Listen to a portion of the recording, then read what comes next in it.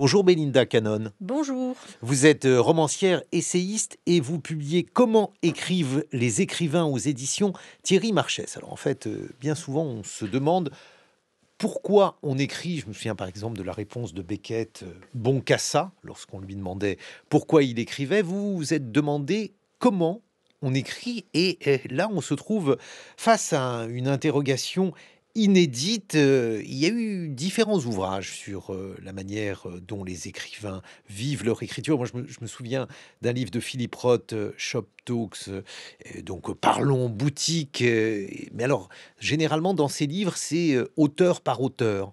Oui, c'est ça. À chaque fois, on est renseigné sur comment écrit tel ou tel auteur. Et ça s'est souvent fait finalement dans l'histoire de ce genre de livre. Il y a aussi des livres qui sont aujourd'hui entièrement consacrés à un auteur qui raconte comment, pourquoi, etc. il écrit. Mais finalement, on n'a jamais écouté, on n'a jamais lu une espèce d'analyse transversale avec 15 auteurs qui, on peut l'imaginer, représentent finalement un peu l'ensemble des pratiques.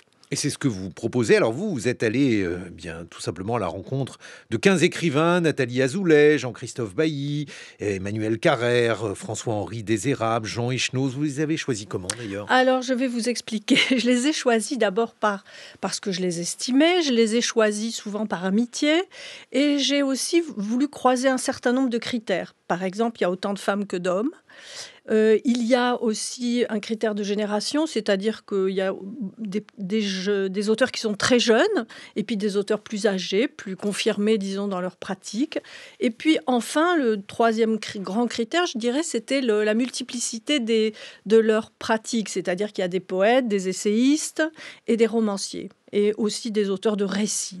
Donc voilà, en croisant tout ça, je me suis dit, on va arriver à avoir une vision un peu synthétique de ce qui peut se faire. Je vous propose d'écouter une écrivaine, Marguerite Duras. Marguerite Duras qui se dit que quand on écrit, la vie est ailleurs. On n'est pas là, quoi. Pas de vie. La vie est ailleurs. C'est un drôle de truc, l'écriture. Pourquoi on se double de ça? On se double d'une autre vision du réel. Pourquoi tout le temps ce cheminement de l'écrit à côté de la vie et duquel on ne peut absolument pas s'extraire? Et puis, je ne sais pas ce que c'est. Écrire, je ne sais pas. Quand on écrit, on se retranche nécessairement de la vie, Belinda Cannon.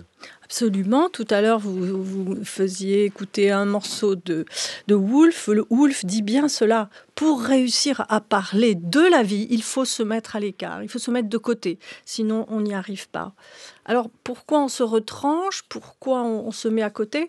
Ici, on pourrait avoir une grande conversation, c'est-à-dire que c'est un mélange d'inquiétude, de souffrance même parfois, et puis aussi de plaisir extrême, parce qu'il y a une grande intensité dans le fait d'écrire.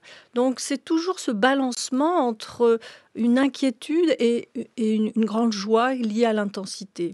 Mais alors justement, lorsqu'on essaye de se retrancher, mais aussi d'avoir, comme vous dites, une grande joie, une certaine intensité, j'aimerais que vous nous parliez de vos carnets, parce que je sais que ces carnets vous habitent depuis que vous êtes toute petite. Il y a eu un événement malheureux, d'ailleurs on vous a dérobé un grand nombre de vos carnets, Belinda Cannon, mais ces carnets, ils vous permettaient d'écrire et d'être dans la vie simultanément, et également ils vous permettaient de vous dire à partir d'un certain moment qu'il fallait que vous écriviez pour être publié, parce que ça c'est une autre étape.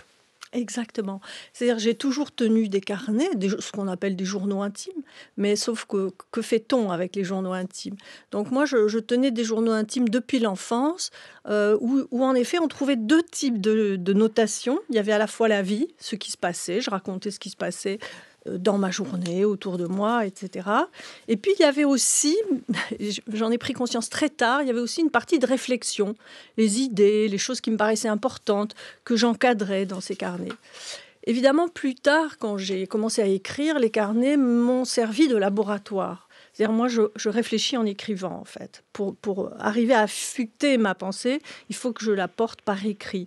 Donc, les carnets, les journaux, c'était vraiment l'endroit du laboratoire. Effectivement, quand on me les a volés en 2011, ça a été un désastre, parce que j'ai perdu 40 ans de notation Oui, c'est et j'ai terrible. perdu tous les laboratoires. Ouais, c'est terrible. Mais à la fois, je crois qu'une fois, l'absence d'un carnet vous a décidé à écrire. Exact, je ne sais pas comment vous savez ça. Je suis très renseigné sur vous, Belinda. Oui, une fois, j'ai perdu un journal qui me tenait beaucoup à cœur à cause je n'écrivais pas encore et c'était une année très fructueuse. Il m'était arrivé des tas de choses, très importantes et j'ai oublié mon petit sac dans lequel il y avait le carnet dans un bus qui m'emmenait à la montagne où j'allais marcher. Et alors, évidemment, il a fallu que j'interprète cet oubli, c'était énorme. Et je me suis dit, OK, ça suffit d'écrire pour moi. Maintenant, il faut passer à l'écriture publique. Maintenant, il faut enfin... Parce que vous ne vouliez pas aller à la montagne. Ça, c'est aussi une possibilité, bien entendu.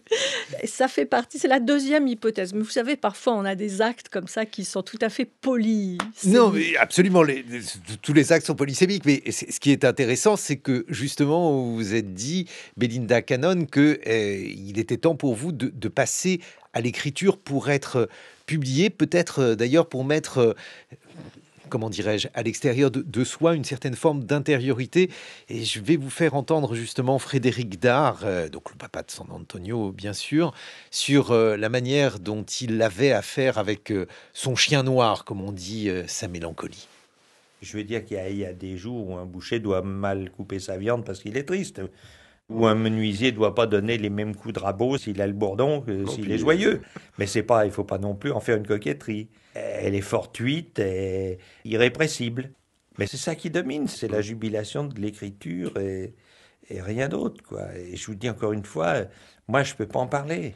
C'est comme ça, il y a des canards blancs, bon pourquoi sont-ils blancs? C'est pas eux qui vont dire j'ai des plumes blanches pour telle ou telle raison. Mais je veux dire que la jubilation, elle, est réelle. Qu'elle soit compensatrice de quelque chose, je le pense aussi. Je pense qu'elle rétablit un équilibre, que cette espèce de porte-à-faux incessant dans lequel je me débat est un petit peu compensé par cette joie d'écrire, Alors, c'est ça qui est étrange, c'est ce mélange. Chez vous aussi, d'ailleurs, Belinda Cannon, parce que chez vous, la joie occupe une place particulièrement importante. Je crois que votre père insistait sur la joie. Et dans le même temps, cette joie n'est évidemment pas une joie simple. Elle est toujours mêlée d'une certaine forme de mélancolie, parfois de dépression, comme chez Frédéric Dard.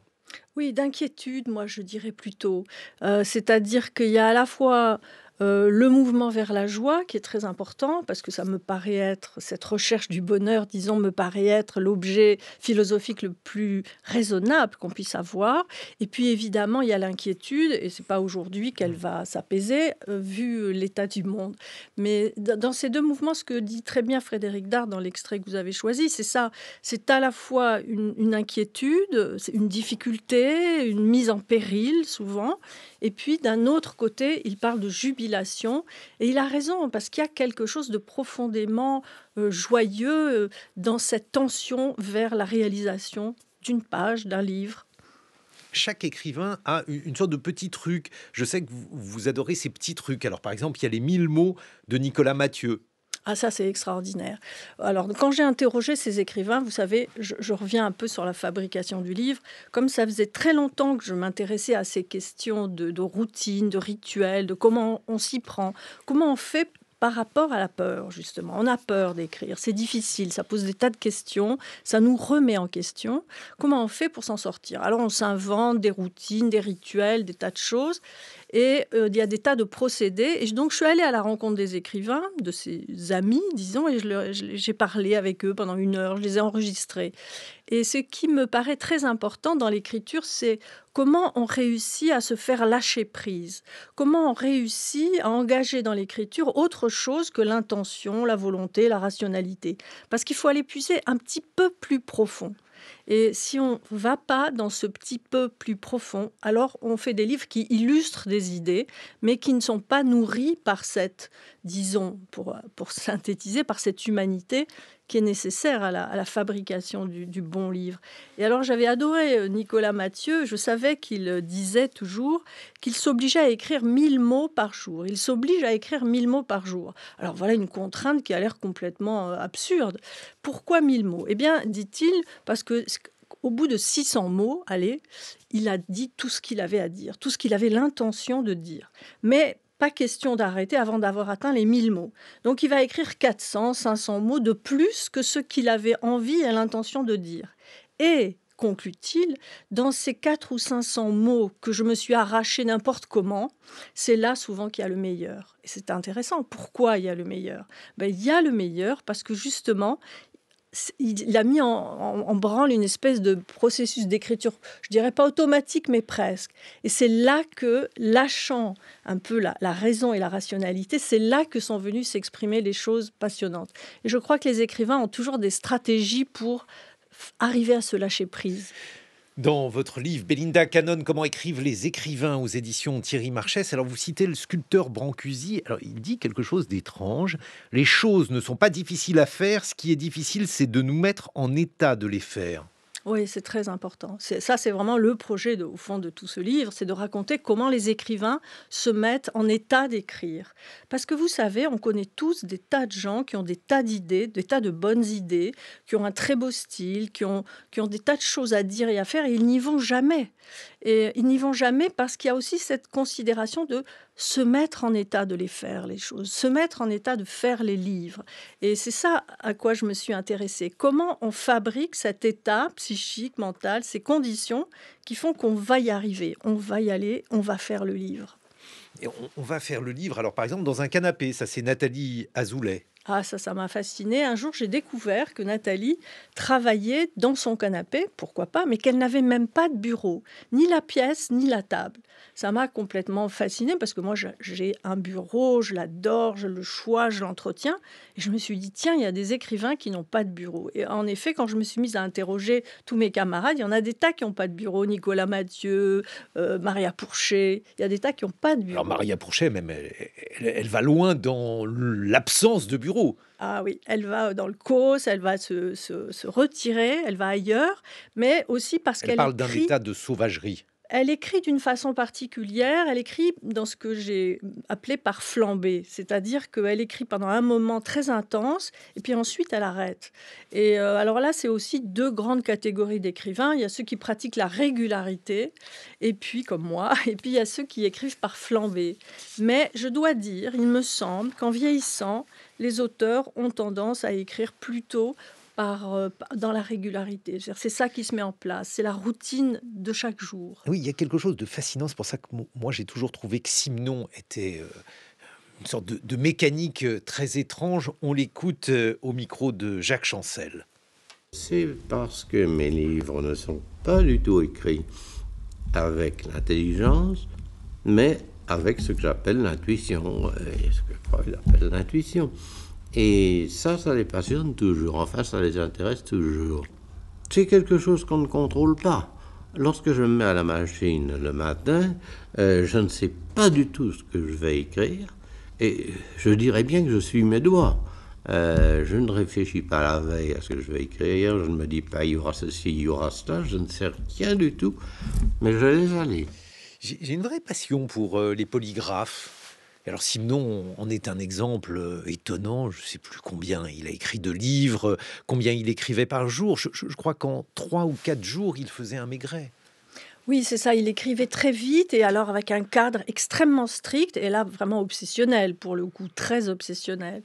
Et donc lui, c'est vraiment le cas typique de l'auteur qui travaille vraiment, qui se corsette pour arriver à écrire. Et en même temps, qui ne peut pas s'en empêcher, qui ne fait que ça. Mais finalement, il y a quelque chose d'assez sain. C'est-à-dire, ce sont des gens qui se considèrent comme étant des artisans de l'écriture. Jean-Pierre Dupuis en est un autre, puisque lui a besoin de 30 jours pour faire un livre, pas un jour de plus. Oui, c'est ça. Chacun ses contraintes. Vous savez, Gide disait l'art naît de contraintes, vit de lutte et meurt de liberté. Et cette idée de la contrainte, elle est vraiment très importante, y compris dans les conditions que se donnent les écrivains pour écrire. On n'écrit pas comme ça. Aucun, finalement, n'est comme l'oiseau sur sa branche, sauf peut-être Marianne Ndiaye, qui est la plus rêveuse de tous les écrivains que je connais.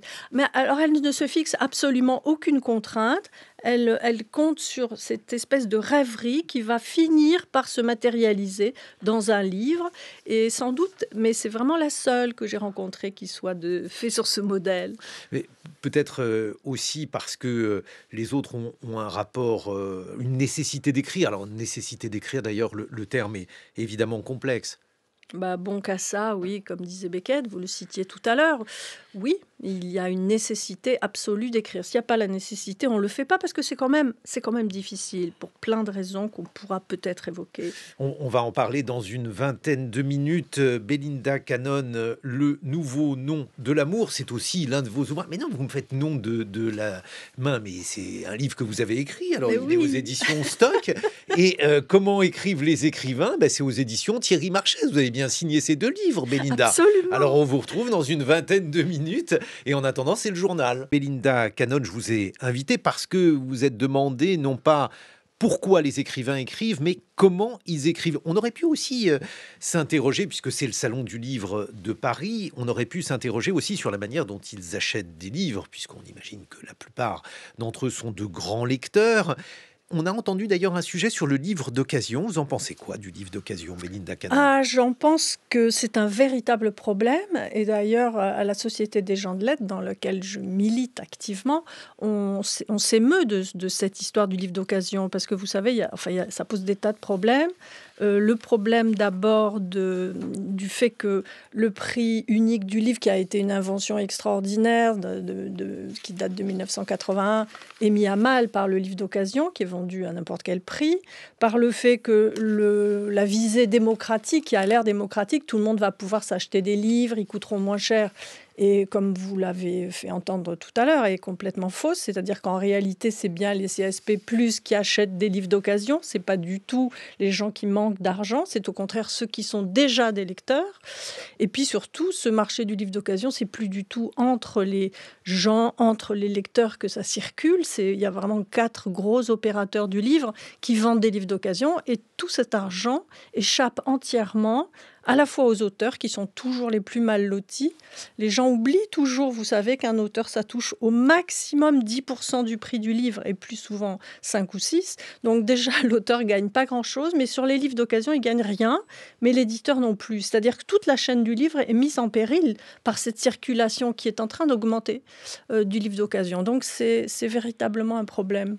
Mais vous n'êtes pas une amoureuse des librairies de livres d'occasion, des bouquinistes, de ce genre de choses? Parce que moi, j'ai quand même beaucoup de tendresse pour eux et puis une longue fréquentation. Mais oui, mais vous savez, les magasins de livres d'occasion, c'est formidable. Là, on parle de grands opérateurs européens qui envoient des livres par voie postale et donc qui, par parenthèse, rendent le livre anti-écologique au possible parce que cette circulation des livres ne se fait pas de la main à la main. Hein. C'est des plateformes qui envoient ça. Donc, aucun rapport, justement. C'est plus la petite boutique, le bouquiniste, c'est fini, ça. Enfin, je veux dire, ils existent toujours, mais c'est les grands opérateurs de livres d'occasion qui mettent à mal la chaîne du livre et la valeur des livres. Et vous organisez comment votre bibliothèque, d'ailleurs Ça, c'est un cauchemar. Je n'ai jamais réussi à ranger ma bibliothèque, donc il m'arrive d'acheter des livres que je possède déjà parce que j'arrive pas à les retrouver. Et non, c'est très difficile le classement des livres. Pour moi, ça aura toujours été un problème et j'ai presque renoncé. J'ai des vagues. Je sais qu'ici, c'est la littérature française contemporaine. Ici, c'est la littérature française classique. Ici, c'est la littérature étrangère. Mais ici, les essais, ici, la poésie. Mais malgré tout, je ne m'en sors pas. Alors, en tout cas, la bibliothèque, c'est un sujet borgésien. On va écouter Borges.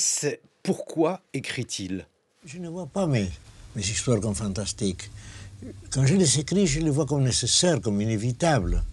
Je ne peux faire autrement que les écrire. Et les écrire d'une certaine façon. Mais pour les autres, tout cela est peut-être plus riche que pour moi. En général, on pense que je commence par les abstractions. Non, ce n'est pas vrai. En général, je commence par la forme elle-même, que j'entrevois comme de loin. Et si j'écris une nouvelle, par exemple, alors je vois toujours très clairement le commencement et la fin. Mais la zone entre le commencement et la fin, ça, il faut que je la découvre, que je l'invente, que je la fabrique. Mais je sais toujours mon point de départ et je sais quel sera le point d'arrivée. La voix de Borges, une réaction, Belinda Cannon. Eh bien, ça me fait penser que justement, ce que j'ai exploré dans ce livre, c'est les différentes façons qu'ont les écrivains d'écrire, de se mettre à écrire. Par exemple, Borges dit, quand il écrit une nouvelle, il a le début et la fin. Parfois, certains des auteurs n'ont que le début. C'est mon cas, par exemple. Moi, quand je commence, je sais d'où je pars, je ne sais pas du tout où je vais arriver. Ça va me prendre un certain temps pour déterminer cela. Et c'est en écrivant chaque jour un peu que j'avance, comme ça, par une espèce de déploiement quotidien de l'écriture. Mais il y a aussi des auteurs qui écrivent, qui ne se mettent à écrire que quand ils ont un plan très déterminé déjà. Alors ça, c'est vraiment toutes les modalités, c'est vraiment très intéressant. Il y a ceux qui écrivent un premier jet jusqu'au bout sans revenir en arrière, et puis il y a ceux qui fignolent chaque page. J'ai essayé de mettre un peu d'ordre dans toutes ces manières, dans toutes ces pratiques. Mais alors c'est curieux parce que beaucoup insistent, Maria Pourchet, mais elle n'est pas la seule, sur l'importance du personnage. Et alors, si on considère que l'essentiel c'est le personnage, on se laisse un peu guider par lui, non? Comment ça se passe avec les relations que ces écrivains que vous avez interrogés dans votre livre, comment écrivent les écrivains, Belinda Cannon, quelles relations ont-ils avec leurs personnages? Alors là aussi, il y a des relations très variées, très variables. En effet, la fiction, c'est quoi? C'est un personnage qui va évoluer dans une situation, dans un décor. Ok, mais quelle est l'importance du personnage? Henry James racontait par exemple qu'il commençait par inventer un personnage, qu'il vivait mentalement avec ce personnage pendant un certain temps, et puis au bout d'un moment, il se disait, bon, maintenant, qu'est-ce qu'elle va faire ou qu'est-ce qu'il va faire? Maria Pourchet, c'est un peu ça. Elle raconte ça, qu'elle se met à vivre avec un personnage qui va ensuite prendre place dans une fiction. Mais il y a ceux qui ont plutôt l'idée du thème du livre d'abord, l'idée de l'histoire qu'ils veulent raconter ou du thème qu'ils veulent raconter ou du sujet. Et puis le personnage va s'intégrer dans ce sujet. Donc là aussi, grande variété, enfin relative variété des rapports au personnage. Bon, mais alors là, ça change aussi quand le personnage, c'est vous. Je veux dire, quand vous faites de l'autofiction, on va écouter Emmanuel Carrère, éminent représentant de ce genre. Ce qui pousse à écrire des livres, c'est à la fois de comprendre un peu mieux ce qui est soi et de comprendre un peu mieux ce qui n'est pas soi. Évidemment, comme ça, eh bien, de ce truc binaire, on couvre à peu près tout le terrain. Il y a soi et pas soi. Alors, moi, j'ai un peu tendance à écrire des livres qui parlent de moi, mais j'espère pas que. J'espère, en parlant de moi, essayer de parler des autres et aux autres aussi. Je pense que parler de soi avec honnêteté permet de parler aux autres, est un bon chemin pour parler aux autres. Je me souviens, il y avait il y a une phrase comme ça qui est très belle de Lévinas qui disait le meilleur chemin pour aller vers soi passe par les autres. Alors ça, c'est très intéressant d'abord parce que bon, il faut vraiment tout le talent de Carrère pour réussir à faire apprécier l'autofiction qui peut être un exercice extrêmement vain et ennuyeux. Alors quand le personnage c'est vous, comment faites-vous ? Vous savez, moi j'écris peu d'autofiction, jamais, et j'ai un peu tendance à m'irriter contre la propension depuis 20 ans à écrire de l'autofiction dans tous les sens. Alors après, évidemment, il y a d'immenses auteurs d'autofiction, de grands auteurs d'autofiction, dont Emmanuel fait partie, et puis il y a les autres, qui sont des grands narcisses qui ne cessent de se raconter. Non, je ne donnerai aucun nom. Mais alors c'est vrai que... mais je ne sais pas si je vais arriver à vous faire dire des noms. Ne jamais dire du mal de ses camarades. Je vais abîmer votre karma après. Mais non, il y a aussi... Enfin, bon, moi, ce qui m'intéresse plus, je dirais, c'est... au fond, vous savez, Proust parle dans Le Temps retrouvé, il parle de l'effort pour imaginer ce qui diffère de soi. Et moi, j'ai plutôt tendance à m'intéresser à cet aspect-là de la littérature, celle qui permet au contraire d'aller à la rencontre, d'aller découvrir qui sont les autres et de faire surgir en soi cette espèce de connaissance de l'altérité qu'on va ensuite mettre en mots. Ouais, mais ce qui est intéressant dans l'autofiction chez Carrère, par exemple, c'est qu'on se dit que cet écrivain est vraiment gonflé. On se dit ça à chaque page. On se dit qu'il faut un exercice mental particulier pour réussir à dire de soi ce qu'il en dit. Oui, et puis surtout pour arriver à dire de soi quelque chose qui puisse être utilisable, si c'est le mot, par autrui, par le lecteur. Je veux dire, il peut avoir un miroir, en effet, de lui-même dans cette autofiction ou pas. Encore une fois, là, ça dépend du degré d'humanité et d'universalité qu'il y a dans cette restitution de soi. Et alors moi, j'ai rencontré également des écrivains qui avaient du mal à écrire ou qui ne pouvaient pas écrire sobre. On écoute le philosophe Gilles Deleuze à ce sujet. Ça va très bien boire. On peut toujours faire tout ce qu'on veut, si ça ne vous empêche pas de travailler. Si c'est un excitant, même c'est normal d'offrir quelque chose de son corps en sacrifice. Tout un côté quand même, c'est très sacrificiel, ces attitudes de boisson, de drogue. Bon, on offre son corps à un sacrifice, pourquoi? Sans doute parce qu'il y a quelque chose de trop fort, qu'on ne pourrait pas supporter sans l'alcool. C'est pas la question de supporter l'alcool. C'est peut-être ce qu'on croit voir, ce qu'on croit éprouver, ce qu'on croit penser, qui fait qu'on éprouve le besoin pour pouvoir le supporter. Pour pouvoir le maîtriser, on a besoin d'une aide, alcool, drogue, etc. Alors ça, c'est une sorte de tabou. Non, mais je crois qu'au contraire, vous savez, dans ce livre, Cécile Gilbert parle de la nécessité de corporer pour un écrivain. Elle invente la notion de corporer. Et je crois qu'en effet, le corps est engagé dans l'écriture. Et plus généralement, j'aurais tendance à penser qu'il vaut mieux le bien mener pour arriver à écrire. Quand on est fatigué, quand on n'est pas en forme, quand on a trop bu, trop mangé, pas assez dormi, on écrit moins bien. La vérité, c'est ça. Donc, il vaut mieux avoir un corps sain pour arriver à s'y mettre.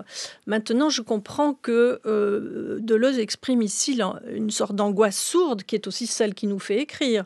Donc, écrire, ça peut être aussi une réponse à l'angoisse. Heureusement, il n'y a pas que l'alcool pour répondre à ça. Oui, il y a aussi la drogue, répondait Sartre, puisque Sartre écrivait en prenant beaucoup d'amphétamines, mais en fait, j'ai rencontré deux types d'écrivains. Il y a ceux donc qui prennent des substances pour écrire, pas tous, hein, bien sûr, certains écrivent à jeun, mais il y a aussi ceux qui, par exemple, boivent quand ils n'écrivent pas.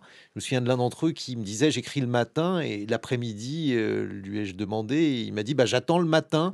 Et cet interstice, ce long interstice, eh bien, d'autres écrivains me disent: bah voilà, on est obligé de boire pour attendre le matin, pour attendre le moment où on recommence à écrire. Belinda Cannon. Non, là, vous donnez quand même une vision. Si on C'est pas une généralisait... vision, c'est un échantillon. Non, mais voilà, c'est un petit échantillon. Parce que très franchement, Deux écrivains. je crois pas que ce soit très général. Au contraire, je crois que d'abord, je dirais qu'il vaut mieux être en forme et en bonne santé, etc., pour écrire. Et deuxièmement, vous savez, le travail de l'écriture, c'est pas seulement le matin. C'est vrai que beaucoup d'auteurs écrivent le matin, presque tous, à cause du somnambulisme, de ce lâcher-prise que j'évoquais tout à l'heure. Mais surtout, vous savez, le travail se continue toute la journée. En réalité, une fois qu'on est en état d'écrire, quand on est en train d'écrire, on a l'impression qu'on est traversé toute la journée par toutes sortes d'informations, de petites choses qui viennent nourrir le livre à bas bruit, en sous-main. C'est pour ça que le lendemain matin, alors qu'on s'était épuisé à écrire le matin, qu'on avait l'impression qu'on n'a plus rien à dire, et même si on n'y a pas pensé dans ce fameux après-midi où d'aucuns boivent, eh bien le lendemain, on a à nouveau quelque chose à dire parce que ça nous a traversé et il faut être disponible aussi à ça. Bon, c'est quand même la question cruciale de l'organisation du temps. Exactement. Un écrivain, c'est quelqu'un qui s'organise, qui organise son temps. Et ça, c'est vraiment une nécessité dont tous parlent. C'est comment ils s'en sortent avec l'organisation du temps. Souvent, vous savez, les écrivains, justement parce qu'ils sont pauvres, ont besoin d'avoir une activité secondaire. Donc, comment ils s'organisent par rapport à cette activité secondaire, jusqu'à quel point elle prend du temps, de l'énergie, du travail. Marie-Hélène Lafont, par exemple, est prof. Elle le dit souvent et elle le fait avec beaucoup de cœur. Donc, c'est vraiment une activité très importante dans son emploi du temps, et elle écrit dans les interstices. Vous savez, la notion d'interstice, très important pour les écrivains. Alors ça, c'est essentiel que vous en parliez. C'est le Salon du Livre en ce moment qui nous rappelle que l'activité d'écriture est un art, mais que c'est aussi une industrie. Comment vivent-ils, je veux dire matériellement, ces écrivains ? Eh bien, ils sont à la peine. Ça aussi, c'est une chose qui préoccupe les associations d'auteurs comme la Société des gens de lettres. Ils sont à la peine parce que tous les baromètres montrent qu'ils sont de plus en plus pauvres. C'est-à-dire qu'ils gagnent de moins en moins d'argent du fait de la surproduction littéraire, du fait des avaloirs qui baissent, etc. Donc, très souvent, les écrivains, la plupart des écrivains, travaillent à côté, ont un métier secondaire. Ça veut dire quoi concrètement pour eux ? Ils sont souvent profs ? Oui, il y a beaucoup de profs, ou bien aujourd'hui, les écrivains écrivent souvent des scénarios, des séries. Les jeunes, ceux que j'ai interviewés par exemple là, parmi les jeunes, écrivent souvent des scénarios, sont engagés un peu dans l'audiovisuel. Évidemment, il y a des profs, qu'est-ce qu'ils font aussi? Ce qui n'est pas neutre, parce que ça veut dire que lorsque vous écrivez des séries, il faut des talents particuliers pour les écrire. Ça veut dire une écriture spécifique aussi, au détriment d'autres formes d'écriture. Sans doute, en tout cas, chaque fois, c'est l'imaginaire qui est engagé, ou bien dans le cas des profs, c'est une espèce de connaissance du champ littéraire, enfin plutôt de ce qui se fait dans la littérature. Donc malgré tout, la plupart du temps, ce sont des métiers qui ont un rapport avec la pratique littéraire. Mais ça veut dire aussi que il y a, j'imagine, qu'il ne reste plus d'écrivains rentiers et que tous ont une pression économique. Tous, oui, vraiment. Enfin, c'est fini, les rentiers, c'est fini depuis 14-18. Depuis Proust. Oui, c'est ça. C'était les derniers rentiers au début du XXe siècle. Maintenant, il n'y a plus de rente. Et donc, les écrivains travaillent souvent à côté, sauf quand, au bout d'un moment, ils gagnent assez d'argent pour s'en sortir. Mais alors ça, vous en avez rencontré beaucoup des écrivains qui avaient suffisamment d'argent pour, je ne sais pas, se laisser vivre? Non, vous voyez, même Emmanuel Carrère, qui est un de nos auteurs les plus prestigieux et qui gagne de l'argent évidemment avec ses livres, il continue à écrire des scénarios par exemple. Donc il y a toujours une activité secondaire, presque toujours. On écoute Marie-Hélène Lafon. Vous avez d'ailleurs été la rencontrer, Marie-Hélène Lafon, pour voir comment elle écrivait. Eh bien, on l'écoute expliquer justement comment elle se met au travail. Je dis volontiers que j'écris comme on laboure. Enfin, je parle volontiers de sillon. La phrase commence à la majuscule, se termine par le point, comme on tend un fil de fer barbelé entre deux poteaux de clôture. Et il faut trouver la bonne tension. Donc la métaphore agricole, je la file constamment. Mais vous voyez, par exemple, quand moi j'écris souvent, la plupart du temps, une première version de mes textes papier-crayon. Quand je rentre ça dans l'ordinateur, j'appelle ça engranger. Mettre dans la grange. Et après, ça peut attendre longtemps. Il faut que ça pose. Il faut que ça pose. Oui, c'est ça. Marie-Hélène a tout un vocabulaire du travail concret, même du travail paysan. Et elle parle d'ailleurs constamment de chantier. C'est-à-dire, elle a un terme, elle n'est pas la seule. Jean-Christophe Bailly aussi parle de chantier. Elle a des termes qui, au fond, minimisent le travail, le rendent modeste, des mots qui ne font pas trop peur. Le chantier, finalement, c'est un mot qui donne un éclairage assez modeste à l'activité d'écrire. Mais c'est un travail intellectuel, l'écriture? Oui, bien sûr, c'est un travail intellectuel, mais ça dépend de ce qu'on appelle intellectuel. Encore une fois, si on reste au niveau de la conscience claire et de la volonté, c'est loin d'être que ça. Parce qu'encore une fois, quand on écrit comme ça, on fait de l'illustration. Le travail de l'écriture, c'est un travail qui se passe à des tas de strates différentes de la psyché. Ah, merci d'introduire la voix de Lacan que l'on écoute immédiatement. Alors que le sujet de l'inconscient ne touche à l'âme que par le corps, et ce qui est plus raide, d'y introduire, je dis par le corps, la pensée. En quoi cette fois, je contredis Aristote. L'homme ne pense pas avec son âme, comme il l'imagine, là, le philosophe. Comme il l'imagine. Il n'y a qu'à le lire pour s'en apercevoir. L'homme pense de ce qu'une structure découpe son corps et en rondelles, qui n'ont rien à faire avec l'anatomie. Témoin l'hystérique. Alors, la voix de Lacan pour introduire l'inconscient en écriture, parce que c'est frappant de voir que, y compris de grands écrivains, ne savent pas toujours ce qu'ils écrivent. Ils sont écrits ou ils sont traversés par l'écriture, Belinda Cannon. Oui, pour répondre à Lacan, si je puis me permettre. Non, on ne répond pas à Lacan. On ne répond pas à Lacan. Mais non, moi j'ai développé dans des tas de livres cette notion de corps-esprit avec un trait d'union, parce qu'en effet, à aucun moment on est autre chose qu'un corps-esprit. Il n'y a pas de corps qui ne soit spirituel, il n'y a pas d'esprit qui ne s'incarne, donc c'est vraiment tout un qui nous tient et qui nous accompagne. Et c'est ça notre identité à tout moment. Dans l'écriture, il y a aussi de l'inconscient. C'est vrai qu'un écrivain découvre après coup ce qu'il a fait. Et au moment où il écrit, il ne se savait pas capable d'ailleurs d'écrire ce qu'il a écrit. Souvent à la fin, il est tout étonné de voir où il a abouti. Mais c'est justement parce qu'il y a eu toutes ces strates qui ont été engagées dans la fabrication du livre. Je crois qu'un livre qui serait fait simplement sur la décision, à la fin serait un mauvais livre forcément. Il y a énormément de choses qui échappent et qui se font à notre insu. Vous, par exemple, qu'est-ce que vous avez observé en matière d'inconscient qui s'exprime dans votre écriture, Belinda Cannon ? Alors, ça m'embête de dire inconscient, bien que, évidemment, ce soit probablement une part majeure, mais en tout cas, il y a du subconscient ou de l'infraconscient qui s'exprime. Et très souvent, à la fin d'un livre, quand je pense, et notamment dans la fiction, quand je considère ce que j'ai fait, je suis tout étonnée de voir comme un thème que je comptais développer s'est en effet développé à mon insu pratiquement dans des tas d'endroits du livre. J'aurais pas pu décider cette architecture. Elle s'est faite. Ça veut dire qu'il y a d'autres parties que ma conscience qui se sont engagées dans cette fabrication. Alors le genre d'écriture aussi, et vous êtes une bonne illustration, par exemple, d'une écrivaine qui oscille entre des essais et des romans. Belinda Cannon, vous écrivez les deux en même temps, comment ça se passe ?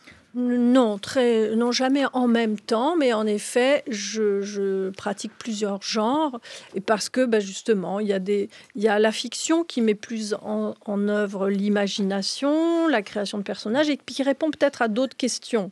La fiction, pour moi, c'est plus le domaine de l'inquiétude face à la violence du monde, à laquelle j'essaye de donner des déploiements et pas vraiment des réponses. Bon, alors on est loin de la joie. Absolument, mais il y a les deux. D'ailleurs, je n'ai jamais prétendu que j'étais joyeuse, parce que là, je serais le ravi de la crèche, que j'étais joyeuse en permanence. Mais je réponds à ces deux injonctions en moi qui sont qu'est-ce que je fais de la violence du monde, mais aussi comment j'avance vers la joie, comment je développe au moins, si ce n'est la joie, le désir de vivre. Vous les trouvez heureux, ces écrivains que vous avez interrogés, ces 15 écrivains, Belinda Cannon ? Je crois qu'aucun n'échangerait sa vie contre une autre. Donc, ils souffrent parfois en fabriquant les livres, mais pour eux, la vie est beaucoup plus intense grâce à ça. Intense, mais aussi, elle peut être... alors, parmi les 15 écrivains que vous avez interrogés, par définition même, ces écrivains sont publiés, donc on peut imaginer qu'à cet égard, ils bénéficient d'une certaine reconnaissance, parce que on parlait d'angoisse. Alors, il y a différentes angoisses, celle de la page blanche et celle du livre qu'on ne vend pas. La méchanceté des critiques. Je regarde Lucille Como. Oui, elle a l'air vraiment féroce. Oui, horrible. Oui, mes écrivains, je dois le dire, ne sont absolument pas représentatifs de l'ensemble des écrivains français, au sens où ce sont tous des écrivains reconnus. J'ai été obligée, si je puis dire, d'interroger des écrivains très connus, parce que dans la mesure où justement je n'ai pas fait un chapitre par écrivain, mais où j'ai fait parler 15 écrivains à différents moments de mes chapitres, il fallait que le lecteur sache qui c'est d'emblée, qu'il ne se demande pas qui est Marcel Dupont ou Jean-Jacques. Voilà. C'est qui Jean-Jacques ? Non, mais justement, je l'ai inventé. Comment écrivent les écrivains ? C'est votre livre, Belinda Cannon, et c'est aux éditions Thierry Marchès. Et en octobre, on pourra lire de vous venir d'une mère. C'est dans la collection Ma nuit au musée, chez Stock.